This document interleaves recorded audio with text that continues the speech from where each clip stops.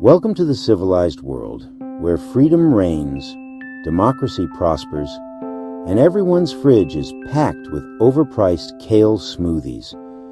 Or so they'd like you to believe. But what if I told you this story's a complete sham? What if, instead of living in a shining beacon of progress, you're standing on the world's most polished dirt heap? The term Third World once described countries outside the Cold War power blocks, but now it's shorthand for poor, underdeveloped, and needs our help. What's ironic? The West, the self-proclaimed First World, might be the real Third World all along. Sure, America has freedom. Freedom to live in an economy where half the states could pass as developing nations. If Mississippi were a country, it'd be economically tied with Colombia. Yet they'll proudly tell you, at least we're not communists.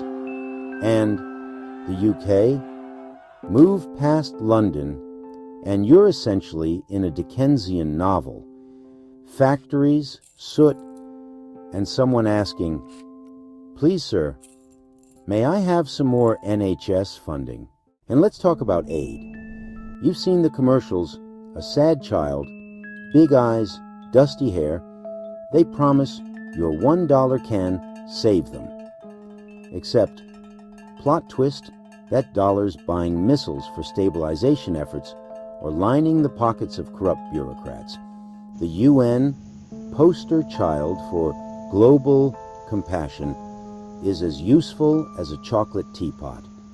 Billions flow into foreign aid, yet 20% vanishes into administrative costs. The other 80%? Mostly padding warlord retirement funds. We must bring democracy to these oppressed nations. Translation? We need more countries to exploit for cheap labor and resources, because my yacht's fuel bill isn't paying itself. The West doesn't spread democracy. It spreads free trade zones where corporations pay pennies, enslave locals, and call it economic opportunity. Here's the kicker.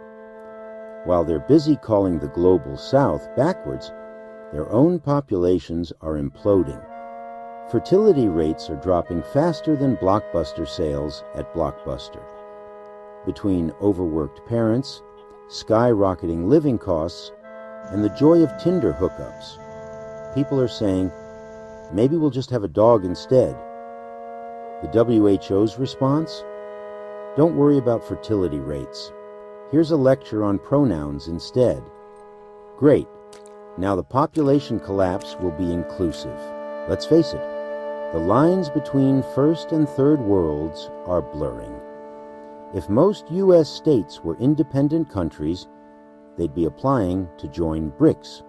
And let's not forget Western megacities with third world pockets right next to Starbucks HQ.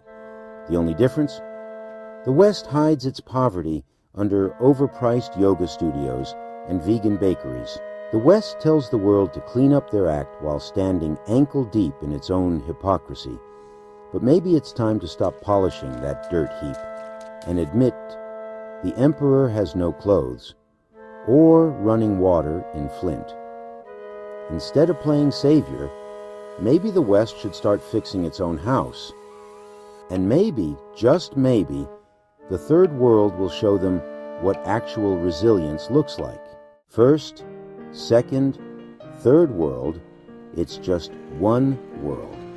Let's try not to ruin it.